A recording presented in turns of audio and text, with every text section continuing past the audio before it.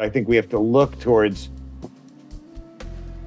spirituality and religion for the answers to try to mediate unbridled materialism, which we know is a death trap.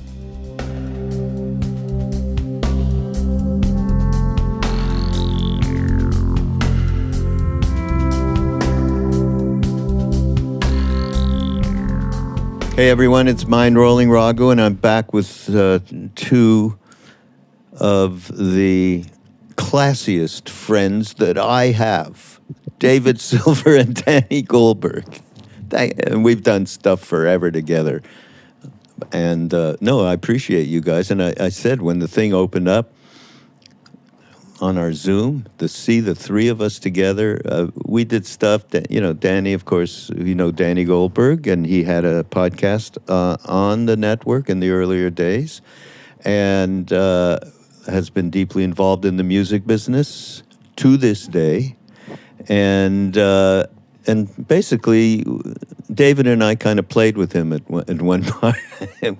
we had some great times when Danny was running some of these labels, and we joined forces a couple of times, Triloka Records at that time.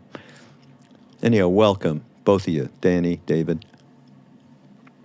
Nice to be here. Or as... Yes, it is. It is nice. Good. Or as Keith Richards said, nice to be anywhere. Yes. I think Milton Berle actually was the first one to say that. Really? Yeah. Well, so Keith stole it from Milton. Yeah. Unbelievable. Yeah.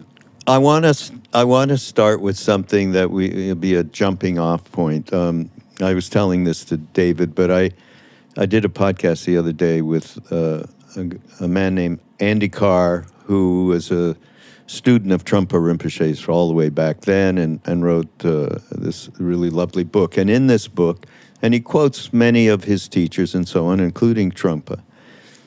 So I'm going to read this excerpt. It's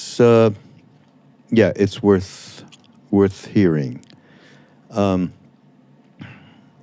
Why did the groundbreaking Buddhist teacher Chögyam Trungpa Rinpoche declare, "This is the darkest hour of the dark ages. It's worth contemplating"?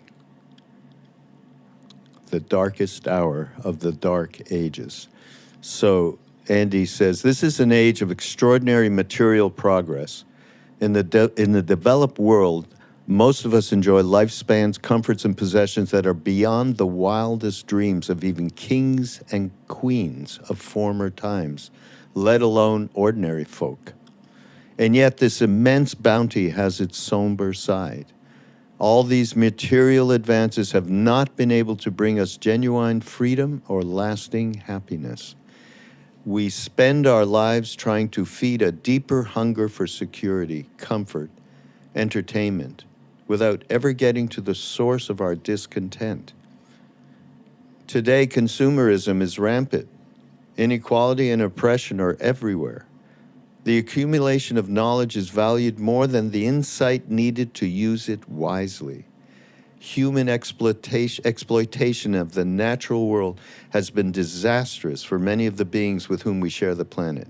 1 million species of animals and plants are now threatened with extinction. The immensity of human impact on the environment has created a climate crisis that threatens our entire civilization. Don't get me wrong. Science and technologies are not enemies of our well-being. The intellectual and material achievements of science and technology are worthy of great respect. Many of these, modern medicine to name just one example, have been extremely beneficial. I cannot imagine living in a world without antibiotics, vaccines, or pasteurization. Nevertheless, it is clear that the accumulation of material wealth and knowledge has not led to a corresponding increase in spiritual wealth and social harmony.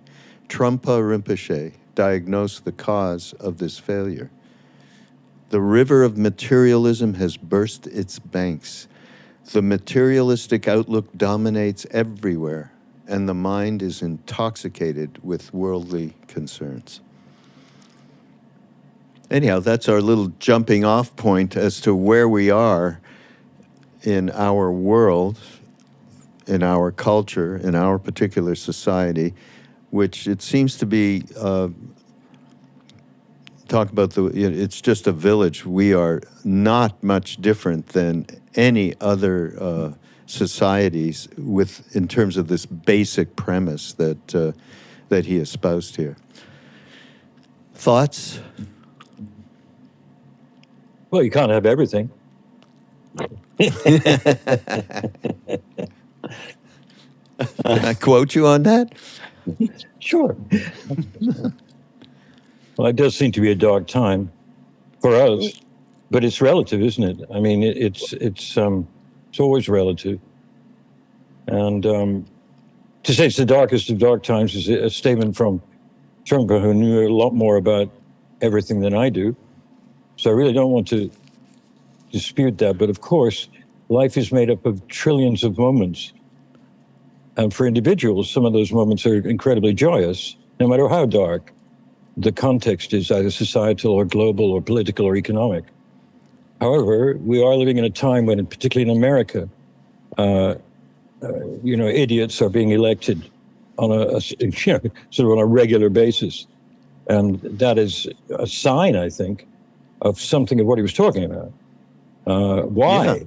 Yeah. Why is the public so attracted to obvious liars and hypocrites, and worse? So on that level, I would say we're in a dark time. But, my own personal life is enhanced by pharmacology and by modern surgery and all kinds of stuff. And, I have to think of that balance in a very Buddhist way, ironically, that there is a middle way, and middle way is how one deals with this global context. Mm. Yeah, good view. Danny, what's your take on this? Well, there is a thing about human beings that seems like the ability to evolve as far as technology and materialism is greater than the evolution of morality and spiritual consciousness. They do seem to operate on different timelines. And, I'm not sure when people will hear this, but we're talking the beginning of July. I know in a week or so, the Oppenheimer movie is coming out. And, the issue of the scientists like him and Einstein who were doing just research into understanding the atomic structure with, I think, considerable idealism, and that became subordinate to military purposes that created, prior to climate change, the greatest threat to humanity with nuclear bombs. That was also a huge turning point for the human race. And I don't know. It's what's interesting to me is, what is the role of spirituality? What is the role of religion in all of this? And why aren't religions, which are supposed to be organized around spirituality, and which in some cases are, in some cases become like materialistic power centers, their own, more influential in group and social, the decisions, and the idea that we're all in this together, as opposed to we're all in competition with each other or with other groups. Why somehow the thousands of years of Christianity and however long Islam's been going on, and Judaism and Hinduism and all these teachings, that they just haven't somehow translated into social behavior that can, manage this technology in a way that's not self-destructive. I don't know why, but I think we have to look towards spirituality and religion for the answers to try to mediate unbridled materialism, which we know is a death trap. You know, that just totally uninhibited, unbridled materialism would mean you would just go in with guns and steal everything you wanted, you know, and kill people if they got in your way. So but you know, whether it's the darkest or what, you know, there's what, when he said that, you know, what year did he say it? You know, he died in the 80s, so it's got to be, you know. So, I mean, obviously, one thing I will say, and look, obviously, he's smarter than I am. But as a general matter, when people say this is the worst of times, I don't see how you could say that to somebody that was in the concentration camps, you know, or someone who's a black person who grew up in Mississippi in the 50s, or, you know, a lot of other things. I mean, I think that the central clash between materialism and compassion and spirituality seems to have been present for all of recorded history. And there's a certain narcissism to me about thinking that, gee, this is the worst time. We have uniquely bad things. Nobody from the past could ever to deal with anything like this. That irks me. You know, that somehow I think you got to go to a different space to really be part of the so-called solution. Yeah.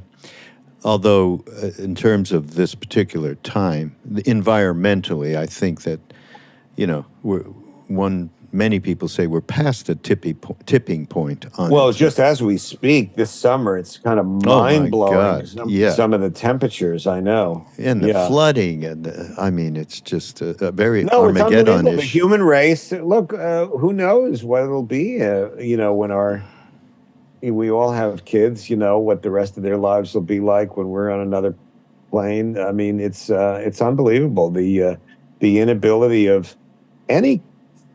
It's not just the United States. The other powerful countries in the world have the same disease of short-term materialistic thinking, subordinating the common good, which even includes them. It really makes one question the theory of evolution. You know, I've been working on for Love Serve Remember on a course that we're going to be presenting in the fall, which is Alan Watts and Ram Dass together addressing, not together addressing, they didn't do talks together, but addressing, you know, general issue. The overriding thing is really the Dharma of Alan Watts and Ram Dass. And then we have, you know, themes. And the first theme was around the illusion of separateness. And people putting it together. Alan, all he talked about in very poetic ways was how we immediately grow into feeling we are a separate unit. We are, everything supports that. All of our habitual patterns and neurotic tendencies, society, school, all of it. It all supports us being this, we got to watch out for ourselves here, or else, you know, you're a little kid and you get fear. You get a name and you suddenly go, wait, I am something different, right? When you're able to recognize that. So they said to me, it seems like that's all Alan talked about. And I said, that's probably why so many people were attracted to him, where he was really expressing the true reality of why are we not recognizing our interconnectedness with everything, everyone, and our environment, the animals, all of it. And I just found that such a potent thing from him, you know, that is so relevant today. And I think that's what we're talking about. So you say they knew each other, right? You say they didn't do talks together, but they were friends, weren't they? They were friends. They were drinking buddies and occasional psychedelic buddies. Yeah. And we do have stuff from Ram Dass telling stories and so on about Alan. But there's no like recordings of the two of them having a conversation, No. So this will be the first time really in that you'll be able to hear their point of view, which is so very different. I mean, Right. Alan, of course, Gyan Yoga and non-duality he's coming from, and Ram Dass coming from the heart, but not just the heart, because Ram Dass also he delved into all of these other traditions, which we just talked about. Right. Yeah. No, that was one of the great gifts Ram Dass gave, was openness to Jesus, to Buddhism, to that it was ecumenical. The truth was not confined to any one tradition. Yeah, that was a good one. Well, that didn't come from him. That came from Neem Karoli Baba, who, as soon as you know what I'm saying, it's just... but for us mere civilians who weren't in India, Ram Dass, the radio was where we got it. No, obviously Ramakrishna, same thing. Ramakrishna talked about, all different paths. And there were all the great teachers, I think, did, but for the rock and roll audience, Ram Dass was the one of the messengers. That did it, absolutely, absolutely. Okay, so David, are you? I'm assuming. Am I alive? Yes. Yeah. Yeah. No. I was going to say I had a 2-hour conversation with Alan Watts myself. And, shit! Can you talk about that? I got to interview you on that for the course. For Christ's sake. It was in 1969, and Lowell George, who some of you out there will know who that is, gave me Alan's number. He had it. Lowell had Alan's number and Aldous Huxley's number. Lowell was the member of the band Little Feat. Great influential musician. Yes, and he stayed in my house many times, and I was very close to him, actually. Yeah. But he at one point he said, "I know both those guys." So he gave me Alan Watts' number. I called him, and Alan answered the phone. No. And we had a long conversation. I was 26 years old, and babe in arms in terms of spiritual stuff. Nice dog there, by the way. I'm glad, thank you. That's Maya. She's my podcast co-host. I love dogs. So, all I remember, the reason I brought it up was not just a name drop, but because he was extraordinarily warm to me. He answered the phone, hello. I said, hello, is this Alan Watts? Yes, it is. Who is this? David Silver. He'd never obviously heard of me or cared. And for the next 90 minutes or 2 hours, I don't remember, he could not have been more wonderful. In a way that most people, luminaries, would not be on the phone with a cold call from some English guy. I think the fact that I had an English accent of a much greater weight at that time made some difference, and he realized I was an emigre like him. But he was extremely warm. Did he bring up separateness? No. We talked mainly about why it seems that LSD and mescaline and so on gave us, while taking the ground from under our feet, gave us a much deeper, quick awareness of the divine, and why, in his opinion. And his opinion was that it's a neurological, maze up there, and these substances gave us the ability to see that the separateness, not that he used that word, but the general objectivization of all things outside our little head here as something else was rubbish. And he was firm about that. And so was Ram Dass. And, the hard thing about that is the transformation of thinking or of intuition from this laptop here, this steel Apple thing made in China, is actually not separate from me. And that, Melania Trump is not separate from me, are hard roads to travel, nevertheless. So my own attempt at this is through meditation. That's the only way. And learning from other people who, as Danny said, know more than we do, probably. And so, when I hear anything from Ramakrishna or Yogananda or Neem Karoli or Sambhari, any of these great sadhus and saints, tend to believe them. That's my ground for it. It's not observational. It's not empirical, because my empirical organ tells me that there is, in fact, separateness. You know, what to do? Study, I guess. Practice. Yeah, Absolutely. I know. You know, but taking another objective view on it, I mean, I guess the environment is such a deep core cause of just upset with so many people and people who are living in villages in the Punjab right now, dealing with it directly in Vermont and the heat so it's a very direct, suffering in relation to the evolvement of this planet and what we're doing. At the same time, it's where do you hitch your horse in terms of deciding to, wow, this is something that I need to attend to in my own life. It's not, and I don't mean just separating the plastic in terms of the garbage.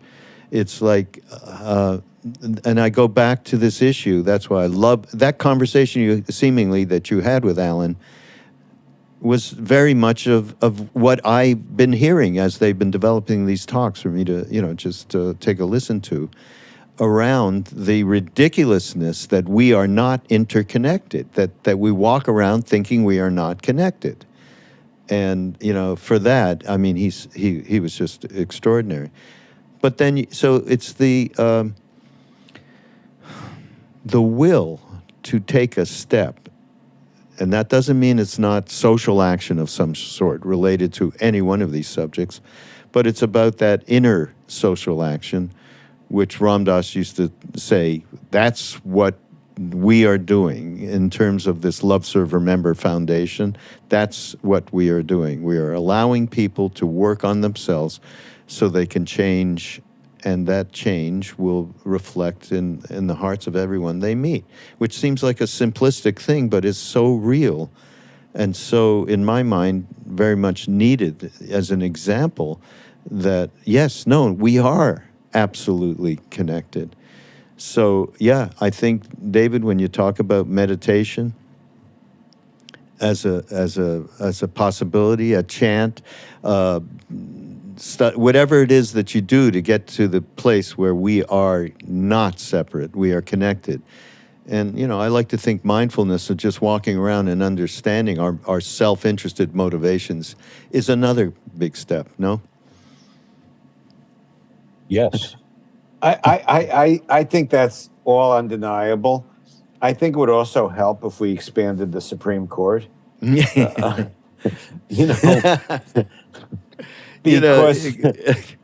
it is a weird, talking about trying to function on different levels.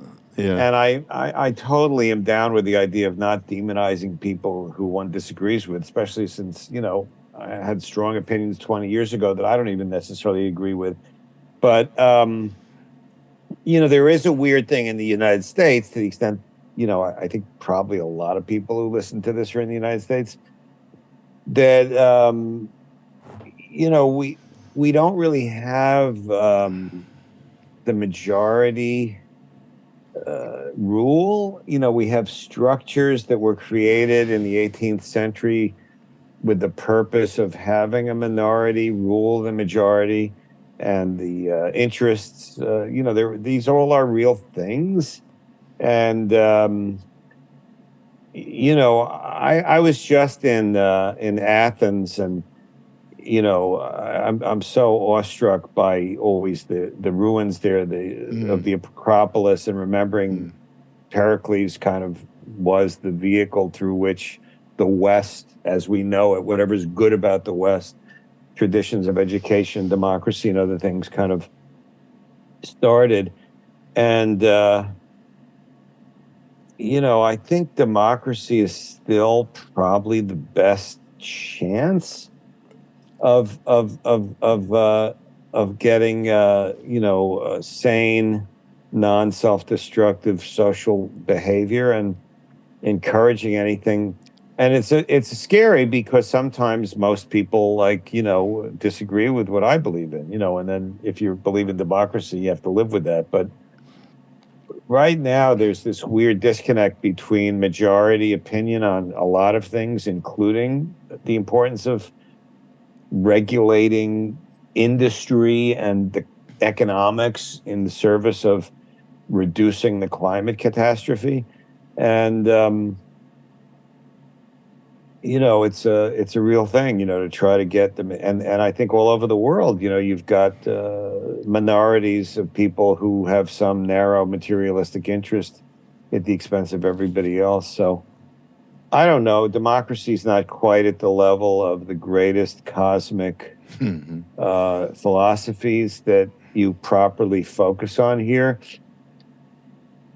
But it's not nothing in terms of if you're trying to also deal with material pain and deteriorating things, So somehow the challenge to me is to keep honoring, loving everybody, and understanding that the human mind doesn't know what the cosmic truth is, and to try to listen, and also to be ethically vigilant about doing what one can do in every sphere, which includes expanding the Supreme Court, which I think is the only pathway possible to avoid complete catastrophe. Yeah, you said this to me before the Trump election. Okay, it's not a matter of Trump getting elected and being whatever he is or he isn't. It's a matter of he will put people on the Supreme Court that will change the trajectory of this country. You were right, of course. It's not a. Well, I was just echoing what other people were saying. Yeah, no. But it's I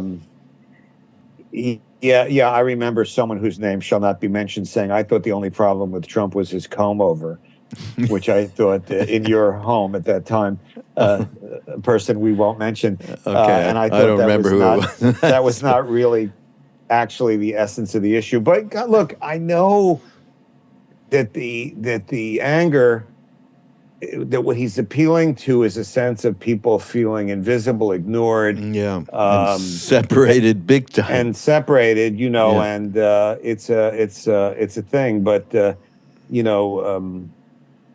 at some point, you can love everybody and still believe that majority interests and opinions should prevail. That those two things I don't think are inconsistent, although No. I'm not quite wise enough to formulate a philosophical thing about it. Absolutely. Well, it's like, as humans, this is another Ram Dassism, we can all live on more than one plane of consciousness at the same time. The human level, the Gyan, the intellectual understanding level, the level of which we do see that interconnectivity and we're acting from that place. But we can't act from that place all the time. And so it's a mix-up, mashup. No, it's just listening to it. Listen, every morning when I wake up, I don't want to get out of bed, without exception. I do not want to get out of bed. I can't imagine finding the energy to do anything. I'm in a complete funk. And then at some point, other thank part God of myself, there's somebody else here. some other part of myself says, "Go and take a shower right now." And I do it, and then okay, now what do I have to do? So, what's interesting to me is that that I'm so. This is on a different subject, but like the unconscious can be your enemy, but it can also be your friend, depending on what part of the unconscious is. And I'm so grateful for whatever that is inside me that actually gets me out of bed, because this thing that's talking now has no interest in it. I mean, 100% of the time. That's so great. I love the way you put that. Sharon Salzberg, she has a name for that thing that is going on. She's called, I don't know, Lois. Okay, Lois, right. Shut up for a minute. I got to hear this other voice, okay? Yeah. Oh, God, that's so great. Dave? Yeah. You have a couple, anyhow. I was just thinking about Pericles, because as far as I know, he was half a millennium BC, okay? 450 BC. So yes, absolutely. Yeah. So that's a matter of 2,500 years ago. 2.5 millennia, he assembled as I remember, approximately 500 people on a hillside, and they voted for themselves. No, 6,000. Really? It had to be which it's unbelievable to me with the population at that time. According to the tourist information at the sites in Athens, that for major decisions required 6,000, and the giant thing, which means that almost everybody in the surrounding areas was involved, because I mean the population was only 1/50th of what it is now or something. Yeah, but well, 6,000 is a lot. It's not bad. No slaves, no women. I mean, there was something between slaves and freed men and women. I've forgotten the name of it, that also existed in Pericles' time, which he initiated, I believe. So here was a guy who saw all this. He was a general. He was a military, really, but a marvelous orator, and somebody who really thought that democracy was an idea that would persist and would help people. And I think you said before, Danny, that anything that gives what the Rastas call sufferers a break, what Biden calls a shot, anybody that attempts that is doing the work of God, really, because that's why I've never been able to get with, massively elitist political people and visions. Like in England, it was the Tory party. And actually, Michelle Goldberg, who I really like, wrote an article in this morning's Time about Tory sleaze. Yeah, did you? I read that today. Did you like that piece? Very much. Oh, I cool. found it to be, did it? Because first of all, the only thing I disagree with Michelle about is it's been going on forever. It's not a new thing. The Conservative Party, even during Churchill in the early 50s, was known to only be protecting a very small part of the British population, which emanated from royalty to nobility to rich people. Right. And, what she says in the thing is that it wasn't just Boris Johnson that was bad. It was a history of real separation, not anxiety, the opposite, separation, love between the elite that ran India and many parts of the world from this little tiny nothing country in the middle of the Atlantic. And, that's what the Tory party was. And now it's disintegrated into a kind of sleazy group of people who are just taking as much money as they can and throwing parties when everyone else is dying of COVID. Bad stuff. And Michelle says, I'm talking about her as if I know her. I don't know her at all. But she's very no smart. relation. I don't know her either, even though her name is Goldberg. I guess there are a few Goldbergs around. Quite a common name. Yeah. Yes, including Whoopi. But I mean, what I'm saying is that what she's saying is that there's an a systemic problem in that two-party system in England, in Britain, because one represents a tiny part of the population that still has the power. And the same is not that different here. I mean, what McCain-Feingold, to my mind, were trying to do, get rid of that whole thing of massive donations from massively rich influencers, didn't happen. Well, what happened, just factually, McCain-Feingold was incremental progress in lowering the influence of money in politics, which was then eliminated by the Supreme Court in the Citizens United decision, which this current Chief Justice, I think, wrote that opinion. And Obama said it at the time, and you remember, I don't know if you remember at the State of the Union, Obama saying it in Alito on the floor of the State of the Union, shaking his head in disgust. And so, again, the Supreme Court, you've got, and this is so not appropriate for it to be here now, Love, Serve, Remember Network. So it's all appropriate. But, 6 of the 9 were appointed by presidents that got less votes than the people they ran against. So that's not democratic. It's a system that has to be modernized. I always, it's so funny though, because I look at the British system as being more democratic, because the parliamentary systems to me are inherently can be more democratic, but yet the parallels between the two countries are so incredible. I mean, it's like we're one country, England and the United States, really, in a certain way. And then you look all over everywhere else in the world. What's the Indian government like, Raghu, right now? Is it a positive thing for most people, or is it encouraging polarization and demonization Totally. of Muslims? I can't Yep. figure it out. No, it's polarization. But then if I talk to my great friend who drives me around when I'm in India, he's actually a devotee of Neem Karoli Baba as well, and he's maybe late 30s or something. Got a family, lives in a small village, and he says, this guy Modi actually did a bunch of things that helped poor people in India. Right, that's what I've heard. Yeah, and so is he doing it to enhance the vote for himself? Yeah, he's doing it that way. Does he have any motivation that's beyond that, beyond power?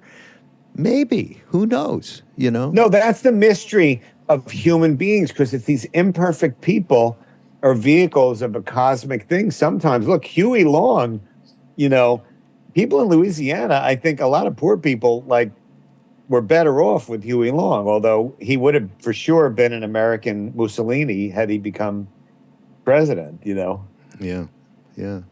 Well, those things exist out of contrast. I mean, Hitler also did a lot of good things. You've heard this from neo-Nazis and other people, making great roads, although the Autobahn was thought about and started way before Adolf, so that's a lie. Okay, good. But he did do some stuff, and Mussolini did some stuff that we all know about. And, the problem is, of course, that was totally insincere, but the context was massive inflation, and a treaty in 1918 that ruined Germany for its acts in the First World War, made inflation surreal. And it's a cliche that people had a wheelbarrow. They owned a wheelbarrow so they could put the Deutsche marks in there that it took to buy a loaf of bread. Loaf of bread, yeah. So, and it isn't a cliche, because in certain situations that I've read and been there in Germany when I was there, I've seen evidence that it was like that. It was terrible. So, boom, up pops a fascist redeemer. And they're always the same. They've got the same contours.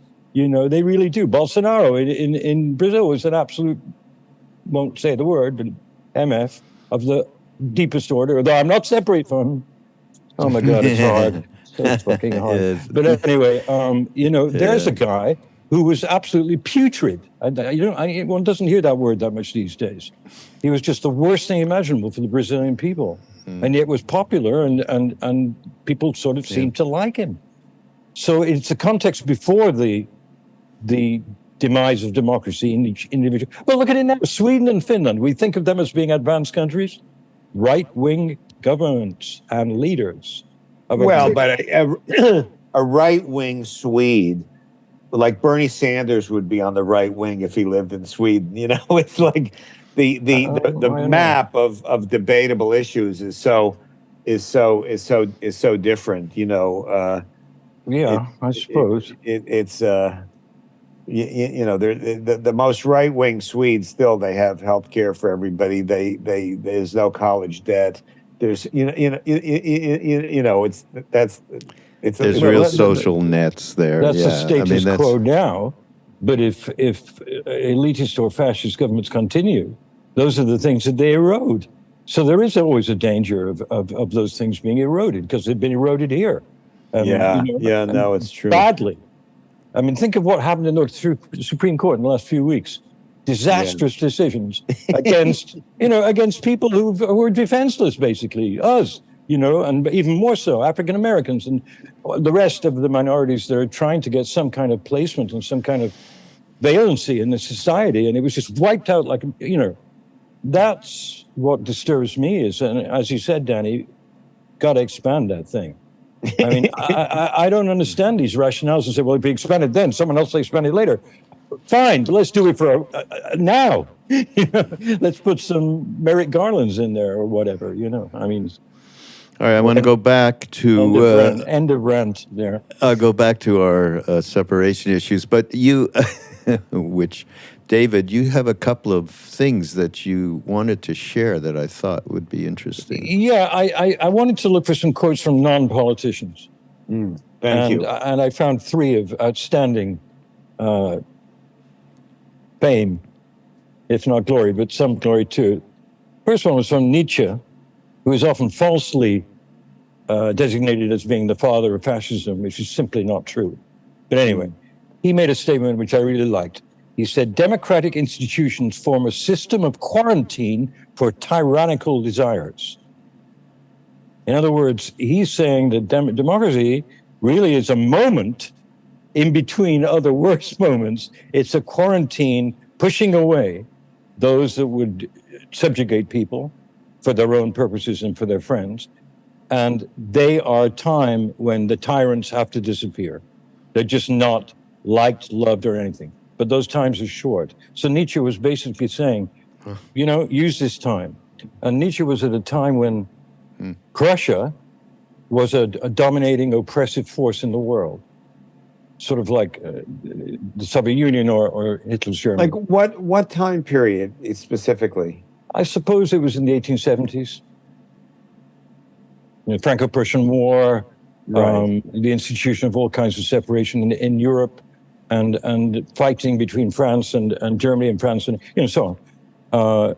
So I think that what Nietzsche was sort of getting at was that we must take these democratic interludes very seriously and very passionately, because they are, as he put it, a quarantine. They're short. Yeah, they're short in duration. Yeah, historically. Yeah. That seems apt for where we are in this moment. Yeah, no, I don't know quite who he was talking about, but I know that period in Germany was one when, the Balkanization of Germany. Germany was in many parts, and then suddenly it became a country, not just Prussia and Bavaria, but a country. And did that make it better? For a little while, probably did, until the Kaiser came and that stupid war that killed God knows how many million people between 1914 and 1918 over nothing, over the attempted assassination of a small despot.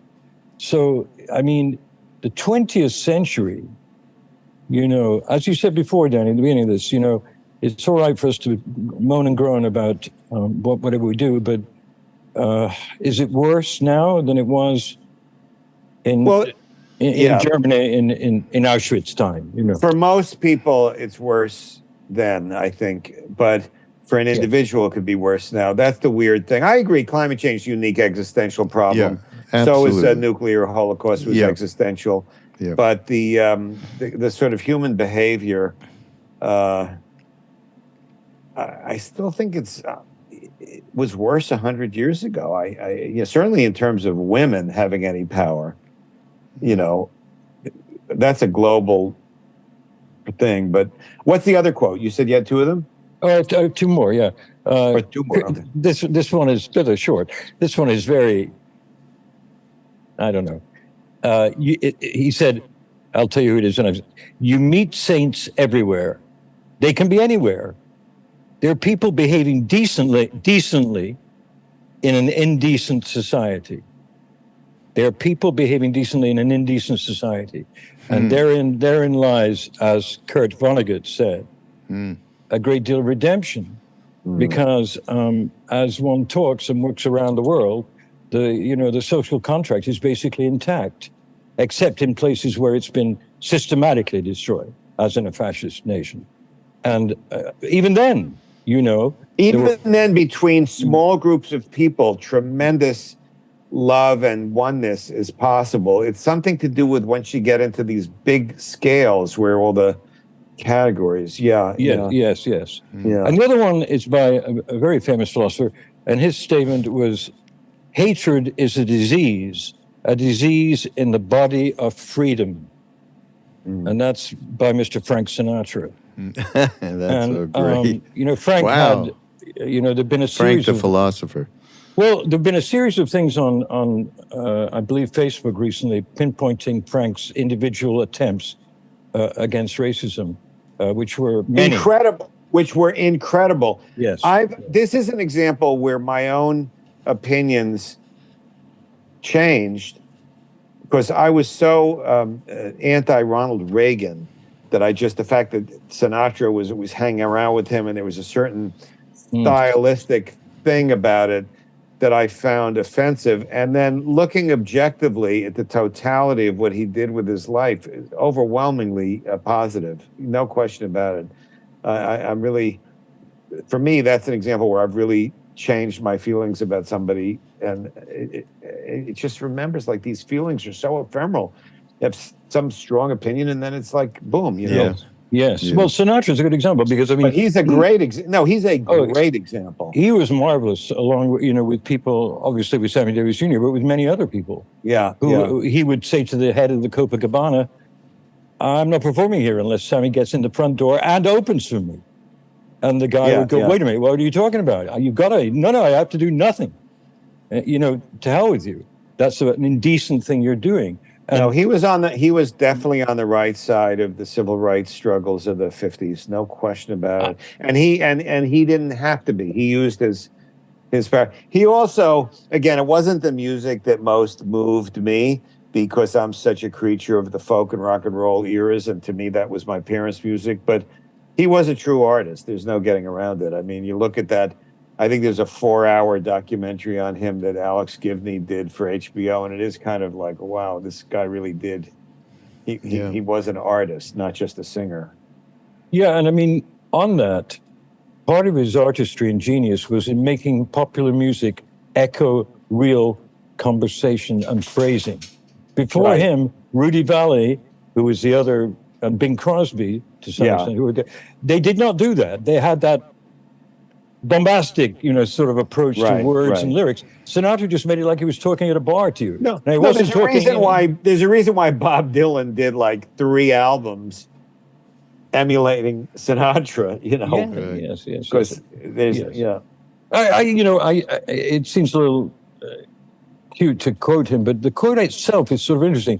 Hatred is a disease in the body of freedom, which means it's anti-democratic. It's totally anti-democratic. Yeah. And the hatred that we're seeing, I was watching a piece on TV yesterday from the Secretary of State of Michigan, who's a very bright woman. I've forgotten her name, I'm sorry. But she was saying that since she spoke out against various things in the early part of the Trump, she said she just receives massive amounts of death threats and horrible things every day. And she's still the Secretary of State and ran for won. And her boss, Whitmer, is the same way. I see them as being heroes or heroines, whichever word you choose, because it's very frightening to get... Michigan in general, to me, is, for those of us that are sort of, liberals or progressives, whatever you want to call us, is the most encouraging situation, because that's not California or New York, it's not coastal. It's a Midwestern so-called swing state where these women in particular, Gretchen Whitmer at the top of the pyramid, have created a politics that's incredibly popular in the state. I mean, they won overwhelmingly in the midterms, there's something about the way they communicate and the way they handle themselves that is more appealing to people than anywhere else in the country. That's a very interesting thing to study. I haven't studied it, but it's unbelievable what happened in Michigan over the last 10 or 15 years, and it is it's positive. It must be a sense of inclusiveness that people are feeling. And that's a big reason why they get supported like that. I mean, somehow she's able that they've been able to make people that even if they had a tribal notion that Republicans or this or that it was more inclusive. Yeah, I think that's right. It's so hard. I don't envy anyone in any of these jobs. I don't envy policemen. I don't envy soldiers. I mean, these are all very tough jobs, but there's no question Michigan's been really impressive what's happened there the last half a dozen years. And it is women. They're all of the leading. I mean, it's unbelievable. The Attorney General is a woman. The Governor is a woman. The Secretary of State is a woman. I'm not saying all women would be that way, but in Michigan, they're all women. You know what His Holiness the Dalai Lama said, our future hope lies in the laps of women who raise their children with the kind of compassion that I was raised with. What you see in me is my mother. giving me that kind of unconditional love and compassion, that will change the world, is what he says. You know, I have another little. So there's a great Rinpoche named Tsokni Rinpoche. Soki Rinpoche is how it's supposed to be pronounced, I think. Choki, you know? Not Choki Nima, no, Tsokni. Oh, Tsokni. Oh, yeah. Tsokni. Right. So he says, and this sort of is the arc from starting out around the quote that I read from Trungpa and Andy Carr around separation and materialism and so on. Tsokni says, I like to think about love as a multi-level phenomenon. Essence love is the foundation, the soil. From that ground, various kinds of expression love sprout and bloom in our relationships and spiritual practice. For example, we can have parental love, brotherly and sisterly love, romantic love, friendship love, devotional love, compassional love, and so forth. All of these have some texture of essence love, the moisture of essence love. Essence love is like the eyes of love, while expression love is like the body, arms, and legs. Or we could say essence love is like the capacity or underlying warmth, while expression love is the enactment, the color and shape of the flames, what you actually see. The healthy forms of expression love make life meaningful and joyful, and they are also the support that helps us survive when life is tough. These forms of love are often bound up with attachment, but that's normal. We can perhaps imagine a love beyond attachment, a deep and refined quality of unbiased love and compassion. The Beatles already said all of this in one of their 3-minute songs. All you need is love. Yes, they did. All you need is love. You know, it's very interesting because that show, Our World, was the first global television show by satellite, and I was in it with my TV show in Boston. Oh, yeah. And we were given indicators who was going to come on the show. No one knew who was going to end the show, who was going to be the climax, you know. And then I got a phone call from London. I was in Boston saying, the Beatles, we're just letting you know that shortly after you're on, the Beatles are going to come on. What I learned last week, you know, over 50 years later, was that John Lennon wrote that song in the studio, the BBC television studio, just before the thing. He simply came into his head, he wrote it about an hour before Our World went global, and they performed it. He told them the chords, and then he told them how to answer back. And the Stones were there too, and or Richards Jagger were there, and they learned how to do the chorus. And you know, when I did that program, I remember sitting in the studio in Boston, GBH. I knew the Beatles were about to come on, but what we all thought, everybody in that room thought, they're going to do, you know, one of their huge hits. It seemed obvious. They would do Ticket to Ride or something like that. And when they did All You Need Is Love, people were crying in that control room. Very professional television directors. I wasn't because I'm English. But, you know, the rest of them, there were tears coming out of, particularly my assistant, Olivia, was just weeping because she felt that it was so appropriate to this wonderful new thing called satellite television, and this being the very first thing on it or via it. So I'm just saying that because things come to people. They do, and it came to Lennon that love was the preeminent, predominant, prescient, and present undercurrent and subtext of all interconnection, and it exists whether we like it or not. It's there. Ramdas said one time, it's there. Whether you're there or not, it's there. It's there. It exists in the air like oxygen and hydrogen. The whole be here now, diving just into so that I moment. can understand, I mean, there's so many things about that story that are great, and thank you for that. But just so I can understand the Beatles aspect of it, I mean, that record, I mean, when they did it, I mean, what's in my mind is the record, All You Need Is Love, which is, on all the Beatles' greatest hits, and that's what you can Yes. stream on Spotify and all that stuff.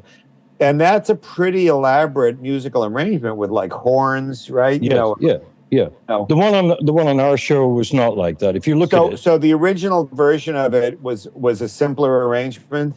Yes, because otherwise, how could they have rehearsed all those different parts? They couldn't. Yeah. But the way it was written in this thing that I read last week, I'm recounting. I didn't know that at the time. I thought, well, but if you look back on it, basically people were walking around the studio and they were playing the music, and I didn't see any horns or anything like that there. But when I read this last week, I was actually shocked because I thought the record came out before the show. That's how I thought. No, that's that's where they premiered it. Yeah, they premiered it. But he only wrote apparently. Sorry. The mind-blowing thing, also for just Beatles nerds like me, is that's in 1967. They had just put out Sgt. Pepper's. I mean, they did that like, and then they said, oh, by the way, we have another song. Yes. Yes. I mean, think of Let It Be and these wonderful, helpful songs. I mean, they're not just art. The Dalai Lama said he didn't want much. I just read it yesterday. I'm quoting things I just read. He said, it's wonderful, but I don't waste my time with it anymore. I meditate. In other words, he actually has reached that point where he has to, his gift to us is the constant, articulation of this simple word. Yeah. No, absolutely. And I'm going to take it all fast forward to, and it's a call out for everyone to check it out. David, I don't think I've mentioned this to you, Danny, but we met the artist Kesha, the pop artist, because she got into Ram Dass and she wanted to use a track, that Rick Rubin produced her most recent, just a record came out a month or so ago. And so in that way we got to know each other a little bit because she wanted something specific about what she wanted to do with the track, etc. And she's very substantial and artist, and the record is quite great. It's called Gag Order, so it's a shout out for that. But one of the songs, actually I think the single, Only Love Can Save Us Now, done in a gospel chorus with a really, when we started talking about, the Beatles and what I just read around Essence Love, that it comes fast forward to this big pop star who somehow the turn happened for her. It happened through some major suffering, and somebody gave her Be Here Now. So, this is the light, the kind of lights that we need going forward to really cut through the feeling we are separate. Absolutely. So, thank you guys for hanging out here. We haven't done it in quite some time. Good to reconnect in the podcast plane. Yes, the plane of consciousness. Yeah, absolutely. The pod plane. Yeah. By the way, Danny, if you don't know, has written a number of books that are all extremely engaging, and one of them is famous for its Kurt Cobain being a central figure in it, but more, there's one on 1967. We were just talking about 1967. You wrote a book about 1967. So how do people even go find them? They have to go. They're all on Amazon. Amazon, yeah. Just Danny Goldberg on Amazon. Danny Goldberg. They're on Amazon. There's 5 of them. Great. It's kind of you to mention, and hopefully I got 1 or 2 more in me, but it's been it's for the 1967 book. You were so generous, Raghu. You got I'm sure you remember you got Ram Dass to answer 7 or 8 questions, and oh God, those answers were so precious to me. I think I included every word of them. In the book, so you have a fingerprint on that one. That's called In Search of the Lost Chord. Yeah, 1967 and the hippie idea, and probably the one most pertinent to people that would listen to your network here. trying to, it's not just the cultural history, it's just trying to tune into that sense of possibility for society, you know, while we're all trying to be here now inside of our own souls, you know. Yeah, but anyway, great that you do this, man. Great that you keep this thing going. Great to have you. And David, we're looking for your book, okay? Maybe people, you should write to David, and you can do it through Be Here Now Network and say, David, we want that book. How about that? I look forward to those 7 letters, and I will take them very seriously. Meanwhile, you can go to Mindrolling. David and I have done, of course, we've done an extraordinary amount of podcasts together over the years, but there's a couple in the last couple of years that, when I'm talking about David, has wonderful, wonderful stories of encounters like he just said with Alan Watts. I didn't even remember that. Maybe you've told me before. I've been friends with David. We met in 1970. I know the year, so it's 53 years. We talk very frequently. And I still hear stories I'd never heard before. Yeah. It's unbelievable. Right. The most interesting person I've ever met, David. That sounds like a TV show.